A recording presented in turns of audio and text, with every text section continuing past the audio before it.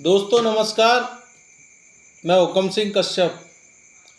दोस्तों आज 18 सितंबर 2025 को राहुल गांधी के द्वारा चुनाव आयोग की पोल खोलने के लिए एक पीसी की गई और पीसी के अंदर राहुल गांधी के द्वारा चुनाव आयोग किस तरह से वोट की चोरी कर रहा है और भारतीय जनता पार्टी का खुला समर्थन कर रहा है, देश के संविधान और लोकतंत्र की हत्या में कितनी सहभागिता निभा रहा है। लोकतंत्र और संविधान की हत्या में भाजपा के साथ चुनाव आयोग बराबर का दोषी है। एलओपी के द्वारा ये स्पष्ट रूप से बताया गया कि कर्नाटक के कलबुर्गी जिले में जो अलांद वहाँ की विधानसभा है उसमें 6018 वोटरों की बिना सहमति के सॉफ्टवेयर के माध्यम से काट दिया गया और कटवाने वाले जो आवेदनकर्ता थे वो उन वोटरों के कोई पड़ोसी नहीं, अन्य राज्य के भाजपा के कार्यकर्ता थे। सॉफ्टवेयर को इस हिसाब से डेवलप किया गया है कि वोटरों को कटाने वाले जो लोग थे वो मुखिया का जो पहला फर्स्ट व्यक्ति होता है उसके नाम से उसका आवेदन दिखाया गया।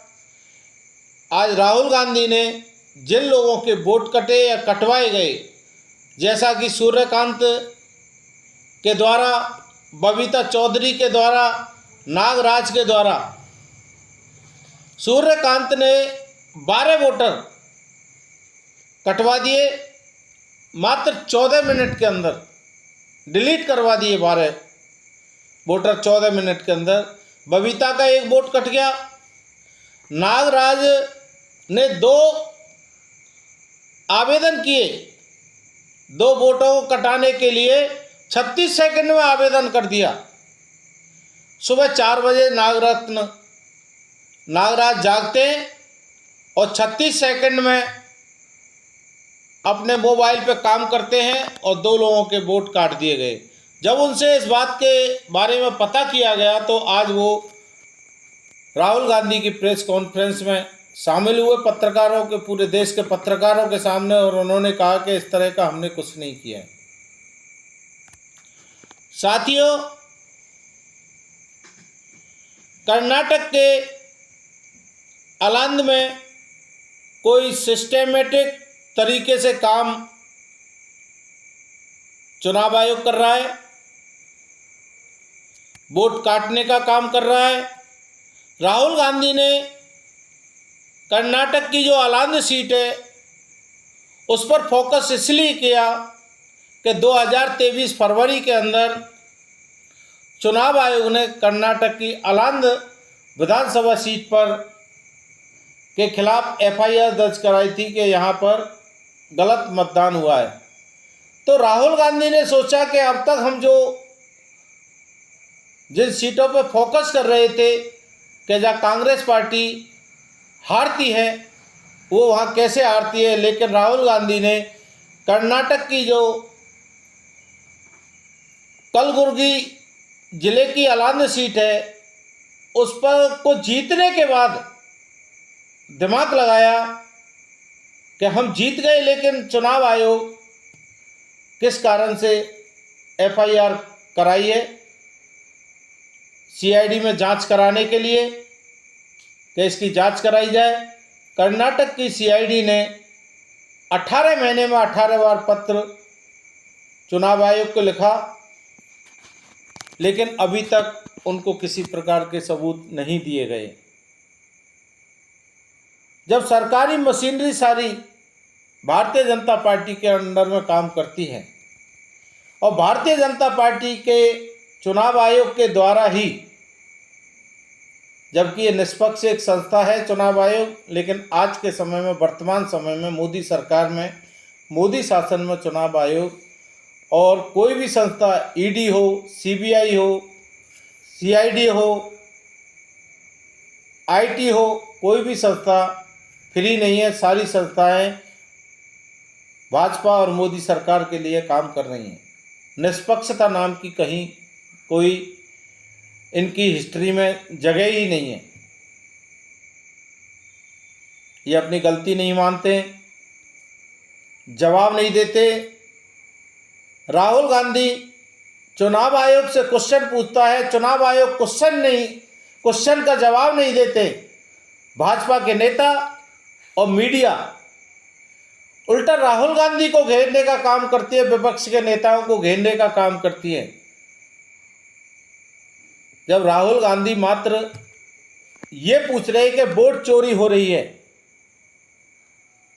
तो चुनाव आयोग को जवाब देना चाहिए कि वोट चोरी नहीं हो रही। आपको कोई शक और संदेह है तो आप चुनाव आयोग आइए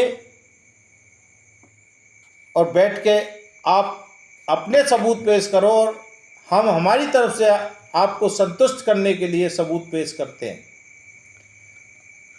लोकतंत्र का यही कहना है कि विपक्ष आवाज़ उठाए और सरकार उसका संस्थाओं के माध्यम से सही जवाब दे। यहाँ लेकिन विपक्ष आवाज़ उठाता है, उसका जवाब भारतीय जनता पार्टी के लोग और गोदी मीडिया के लोग जवाब देते हैं। उल्टा विपक्ष पर जो क्वेश्चन पूछने वाला व्यक्ति है उसको घेरने का काम करते हैं, जबकि क्वेश्चन सरकार से होना चाहिए कि विपक्ष जब आप पर वोट चोरी का आरोप लगा रहा है,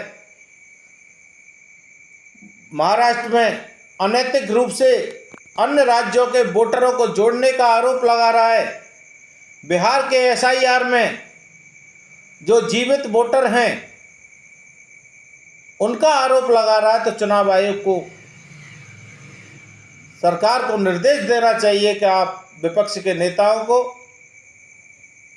जो कि लोकतंत्र के जिम्मेदार प्रहरी हैं, उनको आपको संतुष्ट करना होगा।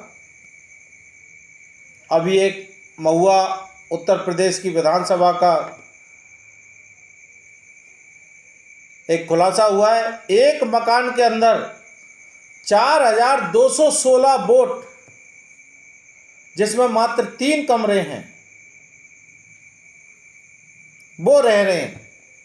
4216 वोट 3 कमरे के मकान में वोटर बनकर रह रहे हैं। जब वहाँ की वास्तविक स्थिति का फिजिकली जो इंक्वायरी की गई तो वहाँ मात्र 6 आदमी निकले। ये कैसा चुनाव आयोग है? देश के संविधान को और लोकतंत्र को बर्बाद करने में भारतीय जनता पार्टी और संघ के साथ में चुनाव आयोग महत्वपूर्ण भूमिका निभा रहा है। राहुल गांधी या विपक्ष का कोई भी नेता इस बात की जब कहता है कि हिंदुस्तान के लोकतंत्र को खत्म किया जा रहा है, तो भाजपा के लोगों की मिर्ची लग जाती है। अभी कल मोदी जी के जन्मदिन पर रवीश कुमार, अविशार शर्मा जैसे जो कि निष्पक्ष पत्रकार हैं, जिन लोगों ने मोदी को 2014 में लाने के लिए अपने पूरे बुद्धि और विवेक को लगा दिया था, सोशल मीडिया के माध्यम से पूरी ताकत झोंक दी मोदी के लिए और भाजपा को लाने के लिए, आज उनको मोदी के जन्मदिन पर नोटिस दिया जा रहा है कि जो ए नाम से और लास्ट में आई नाम से जो लोग हैं उनके 138 वीडियो हैं, उनको 36 घंटे के अंदर डिलीट कर दीजिए, नहीं तो आपके खिलाफ कानूनी कार्रवाई होगी। आज जैसा विश्वसनीय सूत्रों से पता लगा है कि उस ऑर्डर को सुप्रीम कोर्ट ने कैंसिल कर दिया गया है, तो ये लोकतंत्र की जीत है। अब 1974 में जब इंदिरा गांधी ने इमरजेंसी लगाई, उसका तो लंबा चौड़ा विरोध करते हो और गोपनीय तरीके से जो है इमरजेंसी लगाई हुई है, आप लोगों ने लोकतंत्र को वोट के माध्यम से लूटा जा रहा है। इस इमरजेंसी के बारे में आप कुछ भी नहीं बोलते हो। ये नहीं चलेगा। देश की जनता अब जागरूक हो चुकी है। आप ये सोच रहे हो कि सोशल मीडिया और नेट को बंद कर दिया जाएगा तो उल्टा ये आपके लिए नेपाल से भी तगड़ी आफत खड़ी कर देगा, क्योंकि आज के नौजवान के पास धंधा रोजगार नहीं है, व्यापार के पास व्यापार नहीं है। इस मोबाइल के माध्यम से वो अपने मैन पावर को खत्म कर रहा है। अगर आपने ये भी छीन लिया, रोजगार तो छीन लिया, व्यापार छीन लिया, सरकारी नौकरियां खत्म कर दी, स्कूल कॉलेज यूनिवर्सिटियों को समायोजित कर दिया, सरकारी स्कूलों को बंद कर दिया और प्राइवेट स्कूलों को आपके द्वारा जनता की लूट करने के लिए खुला छोड़ रखा है। साथियों, ये समय देश की जनता को मंथन करने का है, सोचने का समय है।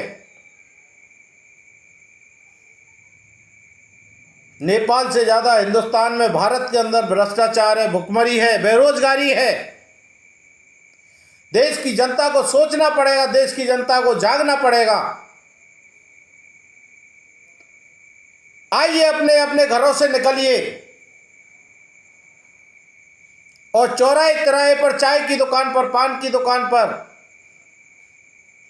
आम जन में चर्चा कीजिए कि देश क्या इसी तरह से, जैसा कि 11 साल से चल रहा है, अच्छे दिन की बात कहकर देश को लूटने वाले लोग,